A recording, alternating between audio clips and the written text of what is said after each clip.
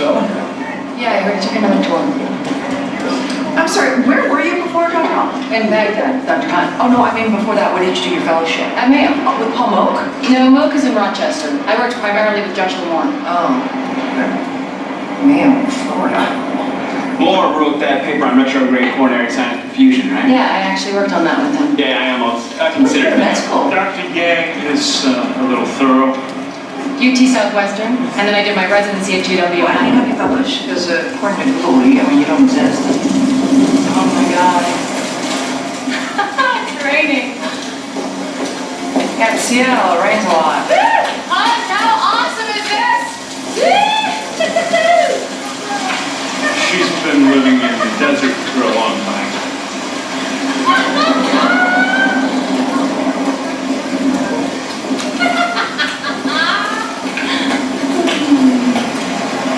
That is not a cardiologist. She's an incredible surgeon. So what's your story with her? There's no story. We're friends. How long is she here for? Well, the chief offered a limited contract to test the waters. Look, I really appreciate the gift, really I do, but you need to take it back. You need to take it back and exchange it for a real cardiologist. Just give her a chance. I promise. She's gonna surprise you.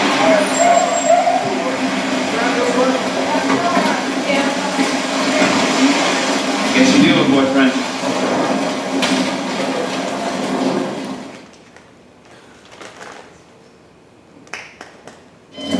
Stalled started eating. Secure directly. I don't know either. Well, my guess is if you came and looked at it, you'd have a better idea. I'm sure that's true, but I'm not the one who operates for a lot of blood. She's crashing. You're overthinking it, Dr. Yang. What does it tell you? I have two options and I don't know which one to do. This is crazy. Why isn't she helping her? How's it going? Yang's killing her patient. Hoffman's reading the Atlantic Monthly.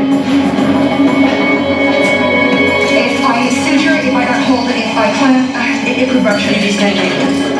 What the hell are you doing? I'm teaching and she's learning. She needs help. She needs two paracetamol. How about you don't let this patient die and give her hand anyhow? She asked. She's not that proud, and I said no. This patient is not going to die. She's going to save the patient. Paper Carol, you were sitting on your hands because you were angry with me at that patient. Dr. Hunt, you are blowing my concentration. Now get out of my OR. Paper Cal, paper Cal, paper Cal, paper Cal. Hey, clamp. 3 on wood pledge it.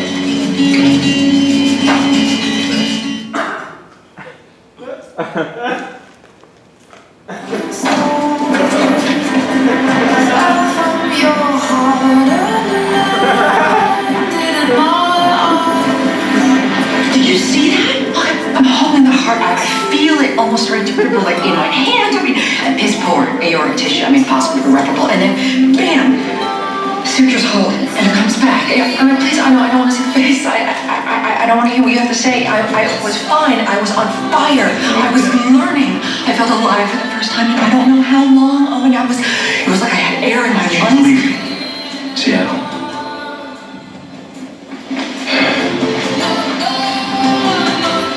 She's not gonna work.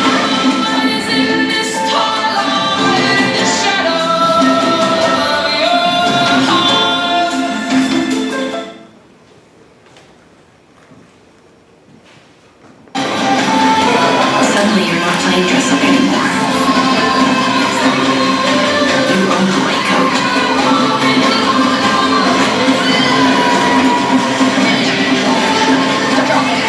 Wait. What do you want? More money? Because I'll talk to the chief. They can set up a new cardio unit with a research lab, or you can work with vets. It isn't about that. Wait. No one has ever believed in me like this. You believe in me more than I do, and I need that. I'm gonna die here without that. You know, it's okay, just fine. Tell me what you want, and I'll make it happen. Fine, just take it. What you may not notice is the moment that being a doctor changes you. That is so amazing. Sorry, car crash. Couldn't find you out here as soon as I could. Oh, that's okay. I didn't have time to get drunk.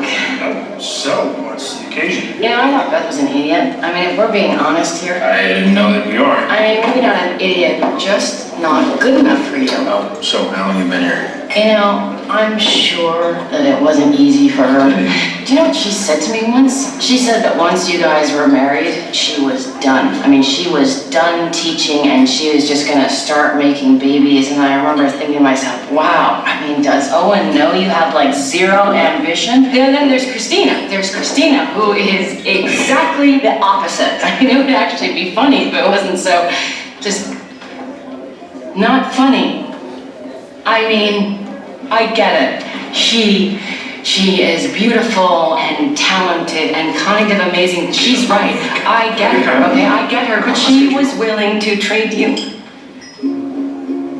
for me. If I stayed, she said I could have you.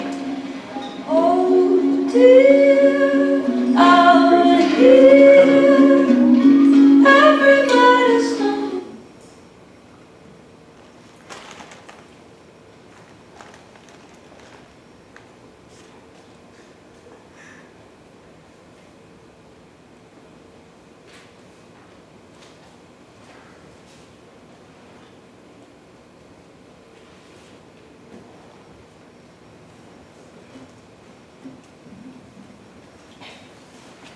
Neptune, eighth planet in the solar system, deep blue with a brewing third eye, is further from the sun than Pluto much of the time, and is associated with inaccessibility, dreams, the mystic, the divine, and death. It moves slowly, dissolving whatever it conjuncts through a series of unperceived illusions and addictions, but it represents the ultimate understanding. Like any ideal, Neptune is happy to play the part it is assigned. It can passively withdraw, recreating another as its ideal, or actively play the role of the savior itself. Its archetypes include Rhea, a Titan born Gaia and Uranus, Poseidon, the earthly god who brought forces into the world, and Jesus Christ, our eternal Savior. Rhea, imprisoned and feared by her father, represented death and knowledge. Her knowledge of perpetual and eternal death undermines his dispassionate objectivity, idealism, and utopian drive towards self-elevation. Progress pales in importance when every living thing is constantly dying in the process of it all, and respect for humanity will never equal the perfection of a heaven not a part of the world. At once, Rhea brings disillusionment and a more holy sense of idealism into the world. Zeus, young and impulsive, demands from Rhea the power that was once within her elusive domain, the right to dictate right from wrong. She split her power to give him the authority he asked for, knowing that he forgot to ask for the most important domain she held, the timeless karmic flow of life and death. This is why we have two signs, Pisces, Rhea, and Sagittarius, Zeus, that are ruled by a split Jupiter. Poseidon, renamed Neptune, was called on by Zeus to rule Rhea's realm, but never fit into the ocean, thus his tyrannical nature. He was charged with ruling what is ultimately unable to be ruled. Poseidon is most famed for bringing sea horses onto the dry land as horses. In the end, his alliances lay outside of the watery realm, but even the symbol of Sagittarius was taken from the otherly realm of Neptune. In the age of Pisces, Jesus Christ, the ultimate Neptunian symbol, was born of a virgin, Virgo, the opposite of Pisces, representing purity of status on a physical plane. This is one of the mutable oppositions of Mercury and Jupiter, of the Redeemer coming out of the symbol of the untainted by earthly meaning. Virgin in those days meant a woman that was unmarried and had dual resonance, as someone pure and chaste, and the eternally unwedded prostitute. This is why Virgo represents a consistency that is of the world rather than outside of it. The sign is about the one who withholds from worldly salvation as a legal definition, whether in a state of sin or before sin. These states are ultimately the same. Virgo also represents the eighth most hidden hermetic law, that of hair. Hair is the powerful act of using time and effort to manifest something purely metaphysical in the physical plane. It is through this symbol of Virgo, the Virgin Mary, that we access the Neptunian trap, that dimly lit and always present 12th house attic, representing isolation, fantasy, and salvation through complete sacrifice. Jesus died for our sins because he had to obey the justice symbol that was always a part of the Neptunian nature.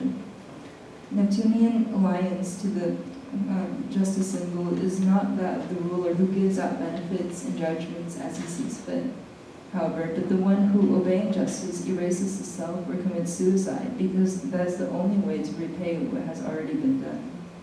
What Jesus obeyed was not the Sagittarian sense of individual responsibility, but the karmic sense of every sin being not only of the self, the entire living clan.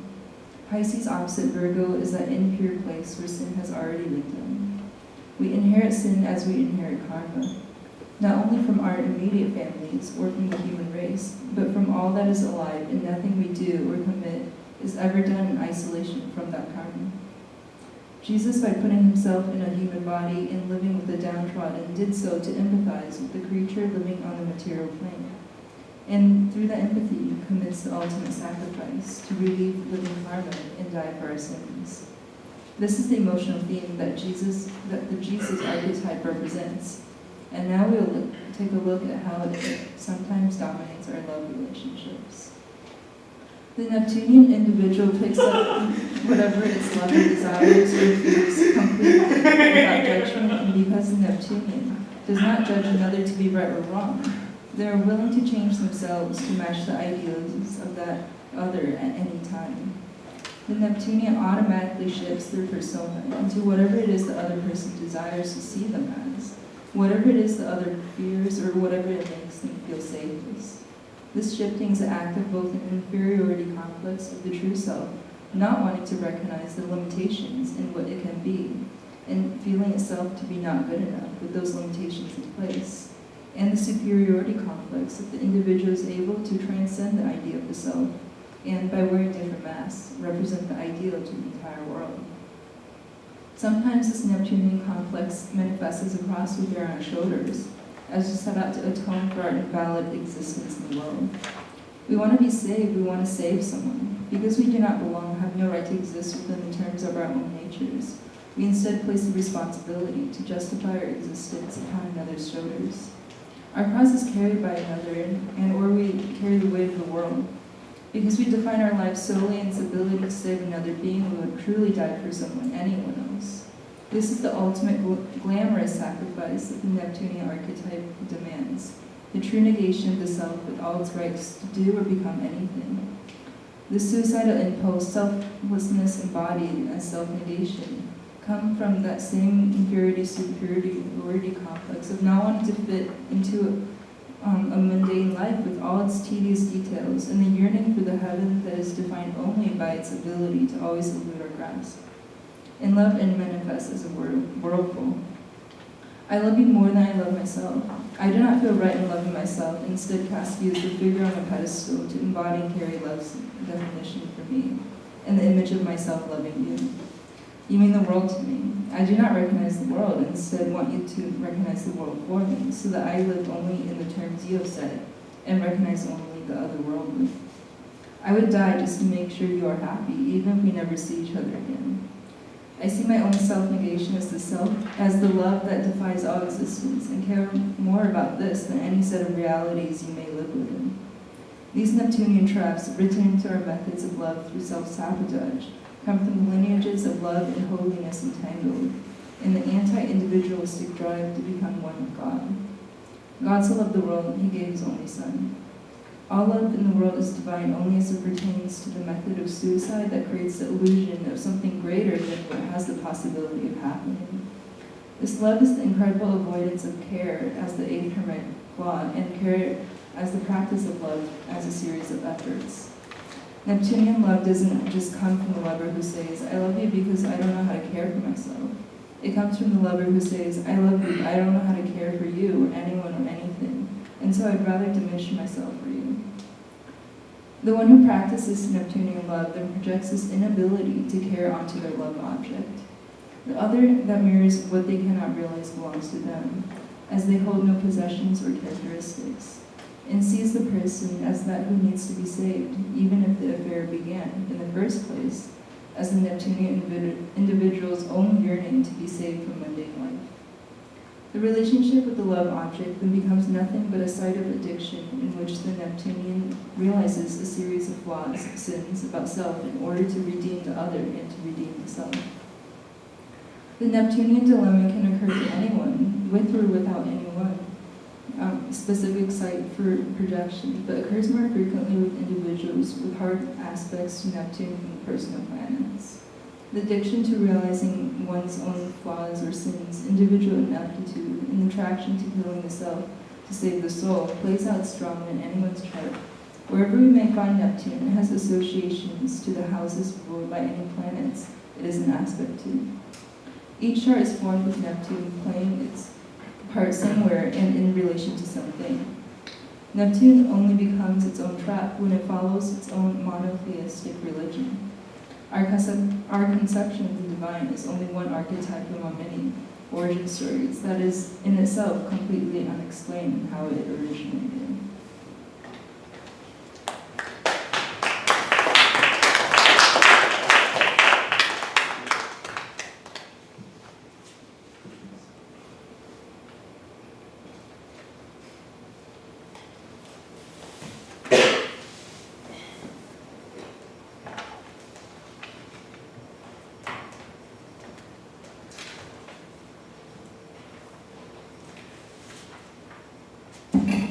Hey dudes.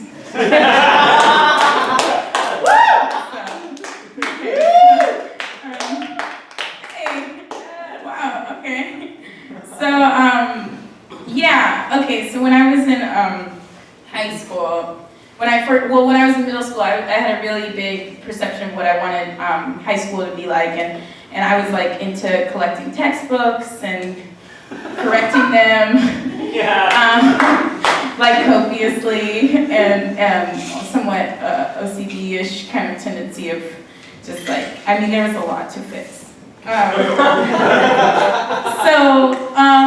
And other such habits of the people who have no friends club.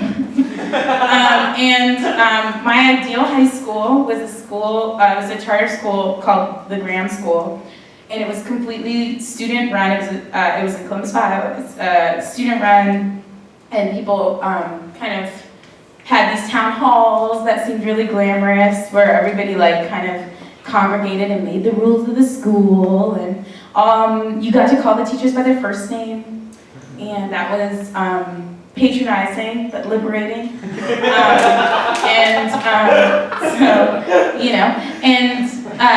So that was my dream school, and it was like very like schoolhouse situation. Like it wasn't a big fancy place. My dad had some really specific ideas too about what he wanted for me to do to go to school. He wanted me to be on the best basketball team possible and be the first woman in the NBA and just generally triumph over all the adversities that basketball affords one. Which is a grand idea and super cool, but one of his stipulations was I could go wherever I wanted. I just had to go to this school called Afrocentric High School for 6 days, and then I could go wherever the fuck I wanted. And it was in Ohio, so like the way that the curriculum's like core worked, Afrocentric actually wasn't quite all that Afrocentric at all. It was pretty much a regular high school, but you had these like names. So the teacher would kind of like pick from this African dictionary what your name was going to be for the school year. And the teacher decided to pick that my name would be Nyambi. And I was Nyambi Amadi Martin, which Amadi is my real middle name. And that was pretty much the extent of the African education that we got. So I had an African name, and the basketball team was dope, and that was the extent of it. And then, but there was one instance in which Africa came up again. And it was in my English class, the teacher had this assignment. She was telling us about the oral history of Africa. This grand, like no specific place, just Africa as a concept, and its oral history, which they just taught. That's how they told their history. And they told it through these griots. And that is what she told us. And then she kind of laid out all these little pieces of paper that had African idioms that she sourced from like the internet, and kind of had us go up and was like, so they basically just make up stories. So if you just like grab an idiom and then you make up a story, that's the assignment. So we had to grab an idiom and make up a story that illustrated that idiom. And I thought it was really funny to pick the end of, what is that? The end of an ox is beef and the end of a lie is grief. And I wrote this rather inflammatory essay because I had no knowledge of anything, but I was really obsessed with like European monarchy. So here we go. And I'm gonna read it in character. Okay. The end of an ox is beef, and the end of a lie is grief. By Jordan Martin. By Nyambi Amai. I am Grandma Griot. You stop. Gather round, children, and I will tell you the story of Nyambi and the moon. Or rather, the story of beef and grief. Nothing has changed in this story, by the way. This is how I wrote it. Nyambi, who was of noble lineage and who was very gifted with language and with music, but not so much with self-respect or work ethic, was made a jester when at the age of 36, he still had not apprenticed in any one trade. So, every day by order of the king, he put on silly-colored suits of wild blues and oranges, and wore funny hats that spilled over top with odd-length pillars, telling jokes and singing songs that amused the king, and he too grew amused with the turn of his life, as it was both strangely pleasant and utterly laughable. However, to say that he was content, that he was fulfilled in his life, and satisfied would be largely inaccurate. For in Nyambi there existed the intense want of a muse. But not just any muse. Nyambi was in love with an incredible and famous figure that launched itself every night into the corner of the universe amid comet streaks and starry skies. It was the moon.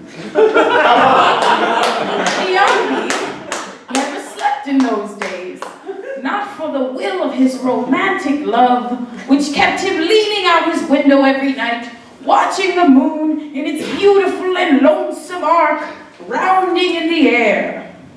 On the clearest of nights, when the moon was its thickest, he would climb onto his roof and lay down flat on its slope, staring straight up at his love, with arms outstretched, nearly close enough, he thought, to touch it if it graced him.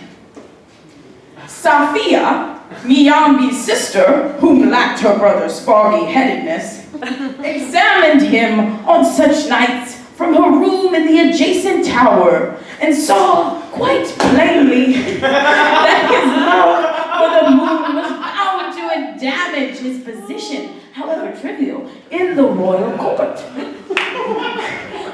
Seeing this, she went to town in search of a maiden to wed him.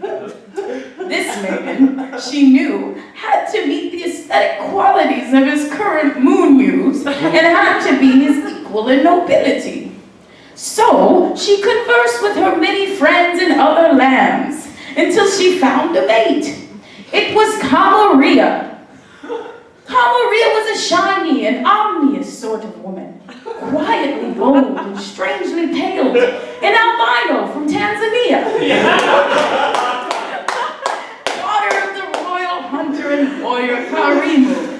Safia sent a message to Karimu to propose the marriage, and as Karimu was surprisingly jovial and earnest in his pursuits to have his daughter wed, the proposal was accepted quickly and at low dowry cost, only a single cow and a loaf of bread. Once wed, I told you it was inflammatory. Once wed, the couple was due to be relocated to a larger room in the royal castle. Sophia, who had no intention of leaving her brother alone with the moon, and Maria, who felt strangely about having a husband who was both a jester and a romantic, saw to it that the couple's new quarters was located in the dungeons, where the moon was not visible. For additional protection, Maria also commissioned the great wizard Leroy to install in their rooms enchanted windows, which depicted starry night skies devoid of moons. Leroy then gave Maria a potion, which was meant to be administered in Niambi's dinner every night. "This potion," Leroy said, "will make your husband forget the moon and remember you." So it was that Niambi never saw his love the moon in those nights, and the potion, disillusioning him, made him think only of Maria. Life progressed in this way quite happily for decades. Until one day a messenger came bearing wonderful news. Kalinda, Maria's sister, was to be wed in Tanzania to a noble. Maria fiercely packed and fled for the wedding. Niambi, who worked weekends and couldn't get time off, stayed home. All day he thought relentlessly of Maria. He exploded drunkenly, overjoyed at every mention of her name. When the day was done, he slumped lazily into his empty home, slipping off his jester's cap and settling down to a dinner of leftover bread and beef.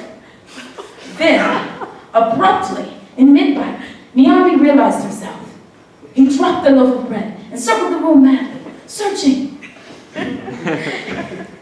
He looked feverishly all around him, at pots and pans, at chairs and tables, at the bed, and at the window. The window! Now it all came zooming back to him. How he was drugged and sent to live in the dungeon with Maria, and how he had been married without his consent. And the moon! Niambi rushed up the castle stairs, darting around corners and circles, and up to his old room, and up to his old roof, and then he saw what it was, what it had been. Oh, it was the moon, laying down on his old flat roof. He delighted in the essence of his fullness, his unblemished beauty, and the final stage, his glorious cycle. How could he have missed the splendor for so many years?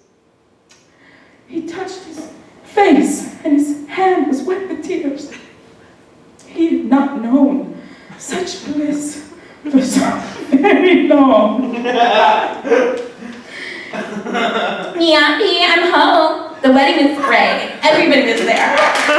You should have seen Dad. Come look what Niambi gave me. I want you to see me and...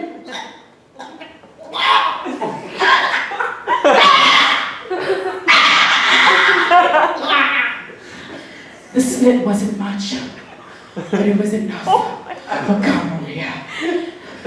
A straight, crescent, a fulcrum of the neck, just under the chin. She fell into Niambi's lap, and he pushed her to the ground.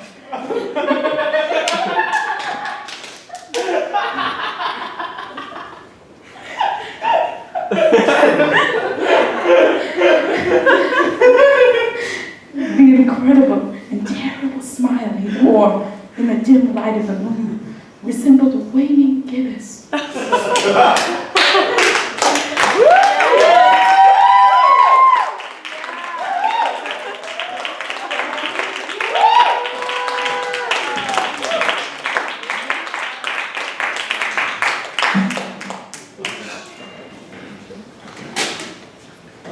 This song's called Demeter.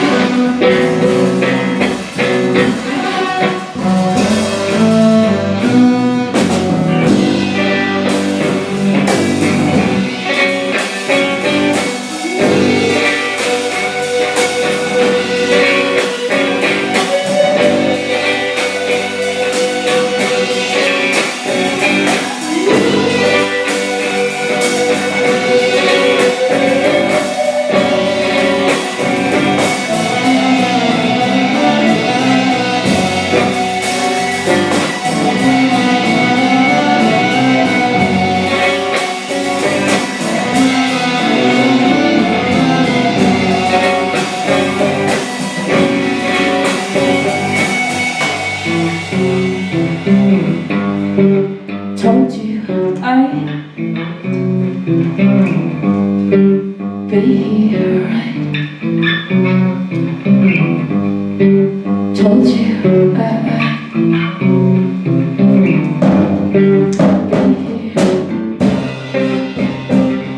make her go on, to see her ride, go on, to make her to see her ride. Sit on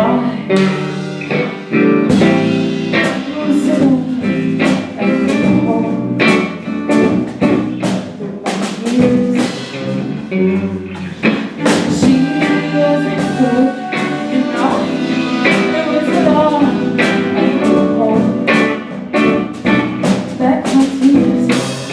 He wasn't good, you know.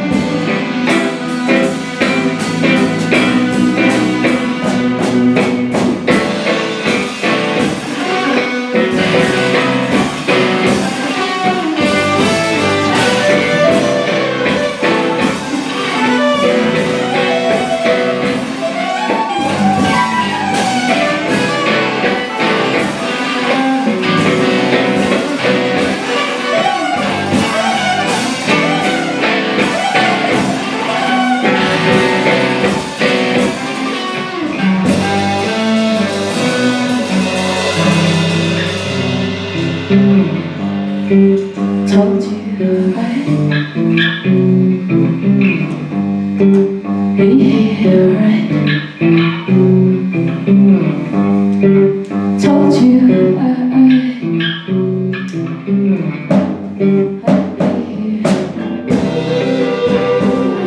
To make her know,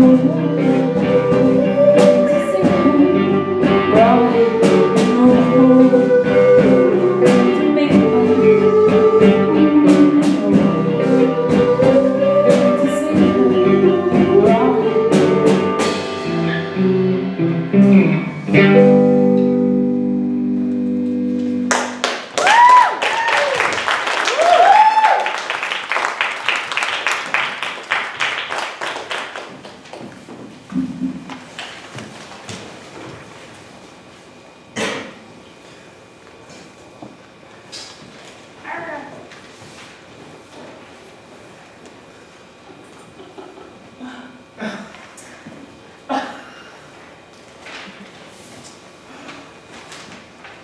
So, the whole kind of show is going to be choreographed around these decidedly they're standardized tests that I made when I was in college at Cooper and was really anxious from having been a museum educator when I was in high school and just like fucked from that whole experience. And then I came to college and it was the Hunger Games again. And I was like, oh, this sucks.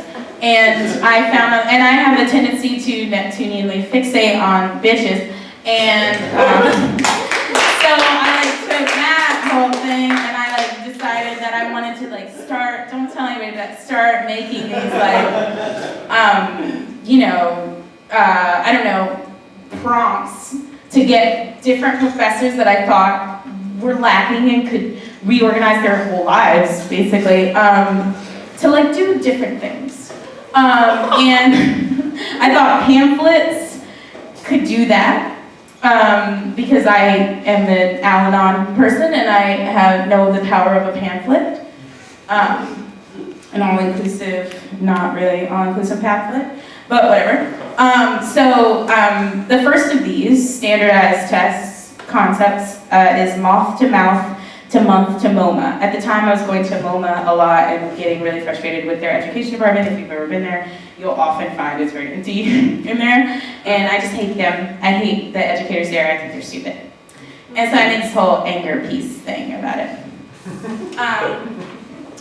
So, called moth to mouth to month to MoMA. And it reads like this. Instructions. Create the following document. A documented performance. Go to MoMA's education building each day for a month. Find a place without a single body in it.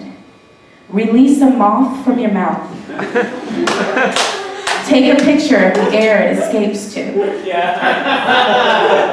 So, these are my moths.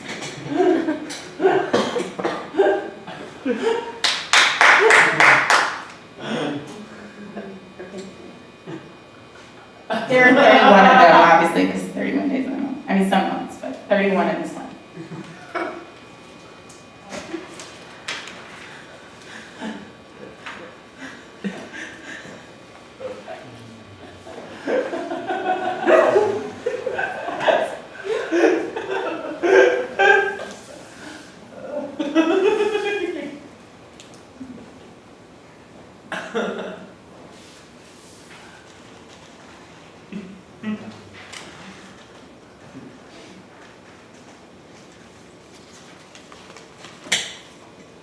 Natalie. This is Natalie, everybody. We're just looking at moths.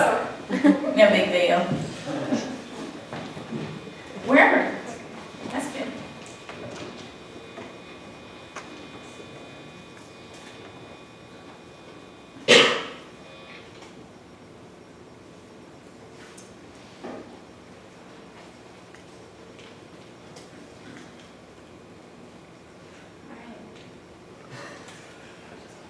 I think we settled that.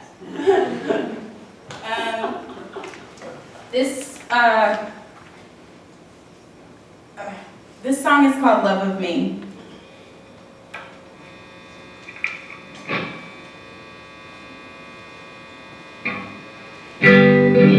Your love of me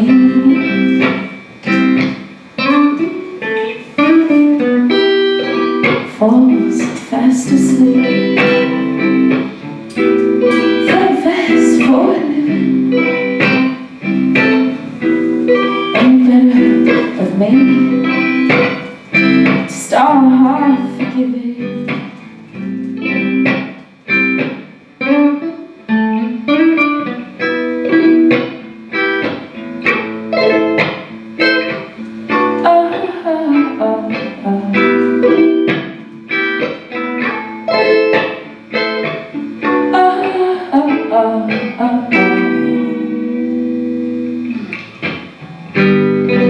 Your love of me.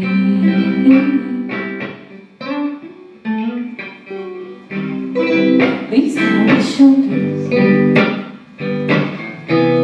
doors the afternoon. Lets me know I've got you.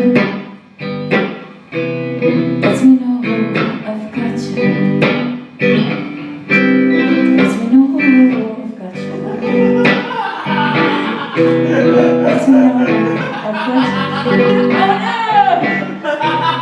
Lets me know I've got you. You're the show, Dan. David! Lets me know I've got you. How did that happen? Oh, it's Facebook? The internet is so varied. Wow. Didn't know there was being surprises on the show. Okay. We're out of time for another standardized test.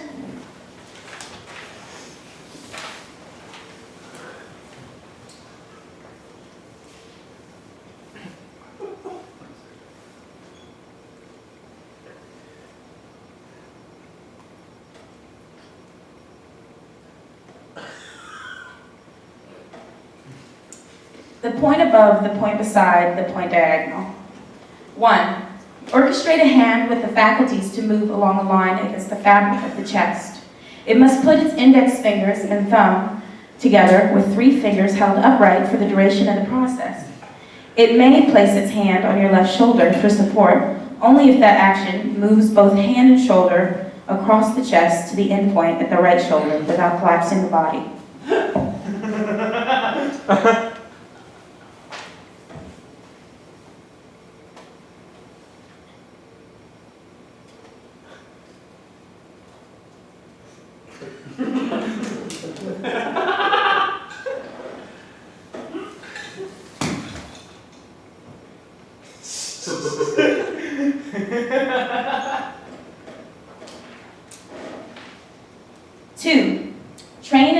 here into its position. It's so educated by the Romance languages.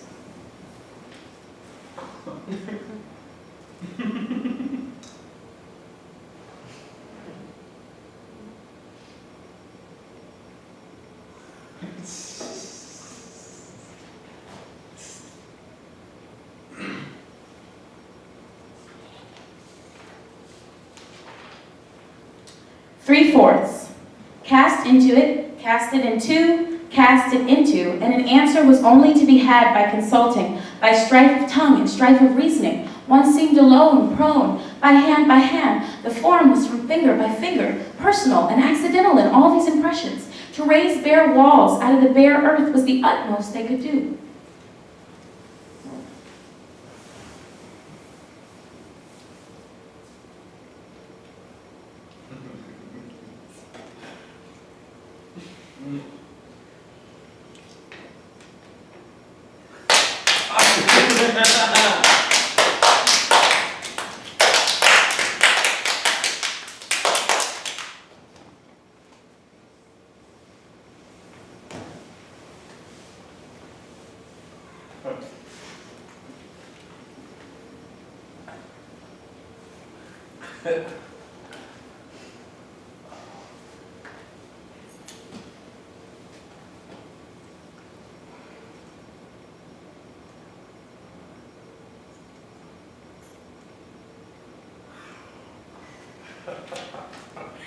Five and five. Poverty on fiction, to be locked and locked out, the learned and unpredicted where.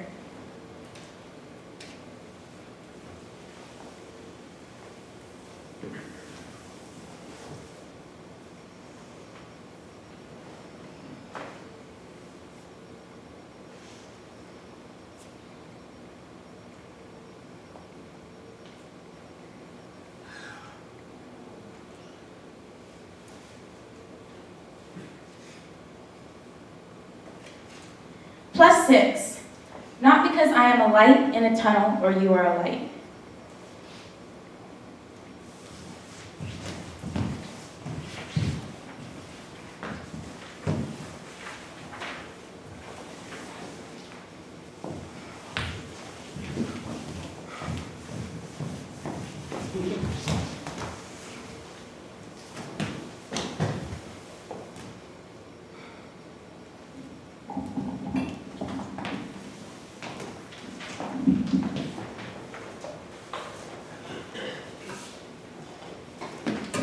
This song's called Alice, and yeah, it's called Alice, and it's partly about Alice, Lewis Carroll's Alice, and it's partly about Jeannie, a feral child from the 1950s. That's not a good explanation, but I just thought it should be explained for some reason. Okay. Oh, it started.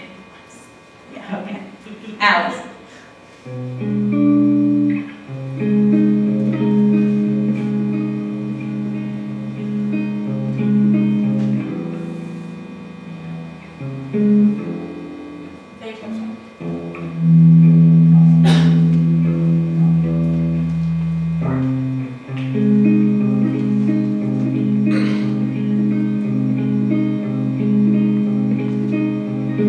Cold night.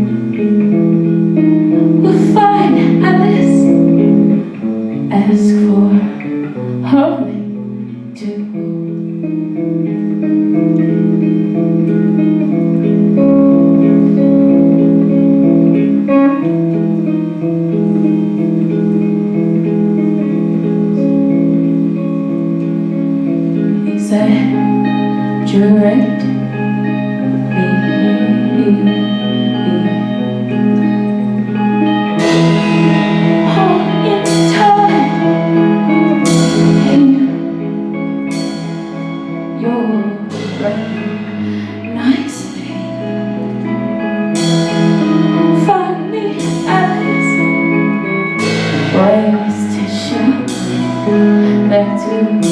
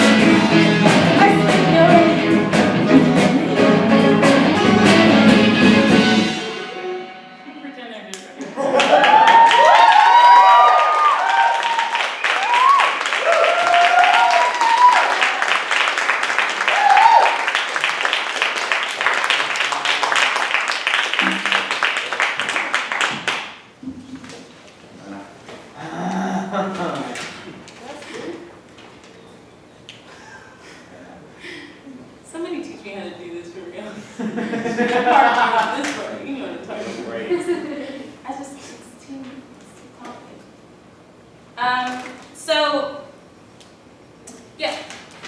So I started making these collected language GIFs.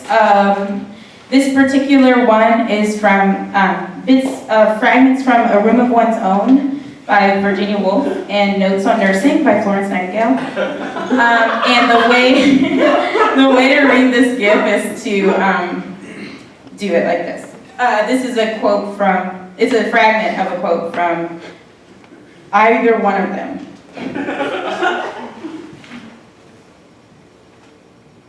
Being the rudiment of a life that has developed, as in man's body are found evidence of lost needs.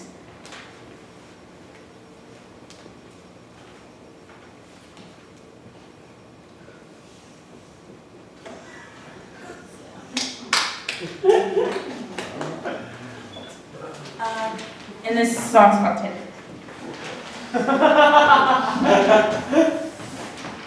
I read this song during a class and that I took after dropping out of school. It was like a just impromptu class, and I was in love with the professor of the class, or the person teaching the class, and she was in a relationship with someone else, and I just kind of was watching her being in love with, or in this relationship with this other person. And yeah, and then there was like an assignment that we had to go and do an action that kind of broke our daily routine of monotonous fucking up our lives or whatever. And the action that I identified was that I don't ever date anyone or go out and get what I want. So I went on Tinder and I was like, I'm gonna fuck someone every night of the week. It didn't turn out like that, but every time I went on, before I went on, I would sing this song to myself. Take it for what it is. 1, 2, 3, 4. And let me tell you something. You've got all the love. Wake it up. I know you.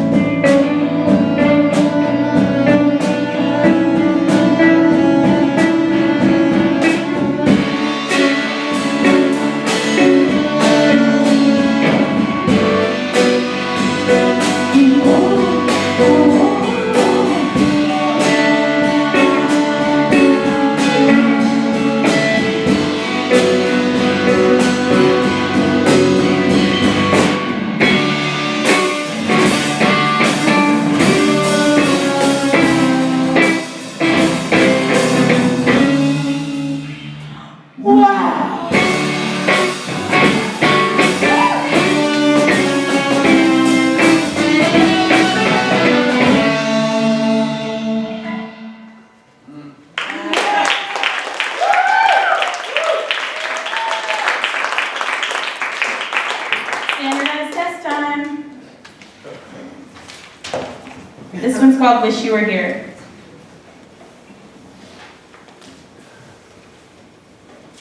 Just let me know when you can start. Walk out into the ocean with your friend. You are both the teacher and the student today. Ask each other silently to each follow the other. You begin by watching the other person. Still, you are moving as you are watching. You each begin your own tasks from the other in a sense. Say, for instance, one of you begins to diagram something in the sand above the water with your foot. The tide comes in and washes these away, and you repeat them. The other of you at once begins to dig a hole in the sand just above the water. As you dig, you both pull from the shore handfuls of sand to throw back to the water. The water fills the hole with sand in itself. The two of you are dedicated to each other wordlessly somehow. One or the other comes along to help the other. You come upon each other's work and form a body to resolve it. For instance, the one digging finds hands being laid on them at the shoulders in a swift and rhythmic lifting of their body from the body now above. As the pair of hands from the second body lifts the shoulders of the first, the arms of the first, previously stuck by force of undertow deep in the hole, are swiftly and powerfully uncovered, bearing masses of sand, which you throw into the sea. In this way, you are digging together and using your togetherness to uncover deeper and deeper ground. But you are also filling the water with the product of your combined kinetic efforts. In theory, the hole would deepen from this collaborative action. As it is, the sand is displacing you both to reassemble itself only a second slower than you are displacing it and flinging it into the sea. If you take a second to breathe, it costs you, but only if your goal is to displace all the sand where you both are. Whatever your goal, you two are in each other's laps with the task of digging further and further down. No longer are the hands of the first simply reaching and mining malleable sands. Something else is down there now, and it is sharp and terrifying. You both flee from it. You don't know what it is. You both become afraid that it could hurt you. You pull each other from the hole and run to the safety of certain ground. Although the ground seems much less certain now that you felt it move. You watch the shore replace itself, and you fear sinkholes, and wonder if the whole beach might not just decide to swallow you both up. You may or may not verbalize these thoughts, but you look at each other a lot during this time with various expressions from curiosity to delight to terror. You see even now the sand underneath the water being replaced quite easily, and only a slight circle of impression in the 1 foot radius of where the hole is now beginning to level and where you once were digging. You have realized that the ground will not give out from underneath you and take you with it.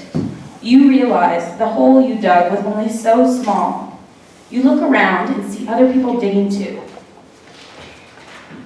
and not being swallowed up. You begin to suspect a commonality in the action you had begun to perceive as your own volatile form of performance art, or new science. You both laugh and laugh because everyone at the beach does things like this. They bury each other in the sand and build sandcastles, and play in the water and get scared too. You recollect a word like undertow and it pulls you back into the swell of the sand and sea and what you know the two can do together.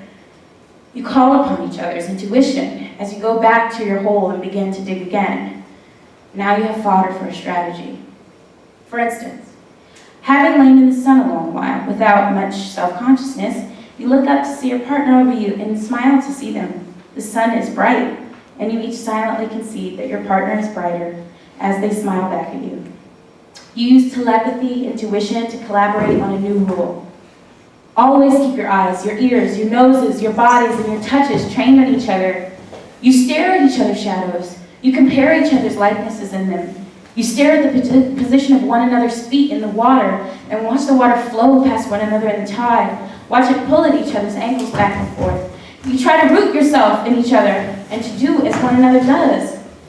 One of you begins to smirk and then kick a splash. You run after them and splash them back. You are a mix of splashes given and received.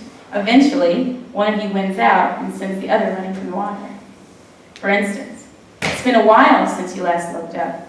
You've been playing and immersing yourself. You stand at the edge of the shore watching the ocean. You look to your partner to see them bending their knees and slowly pushing their heels into the sand. You watch it bubble and break about an inch away from where their body is on the shore. You watch it ripple away from the base of the action, about 3 inches without measuring. You watch your partner's shadow too, wherever it goes. You notice how much it's changed throughout the day. Similarly, you remember when you both had just gotten to the beach and you had begun to diagram on the shore that the ocean kept carrying off or mudding. We're diagramming something? You ache for 2 feet to climb into the memory and help you finish what you had been saying in the sand. Well, when your partner had come to help at the time, you gave her a camera to document the failure. The camera didn't have a lot of memory left, and it cut you off before you even really started. At the memory of this, you both become very tired and head home without speaking.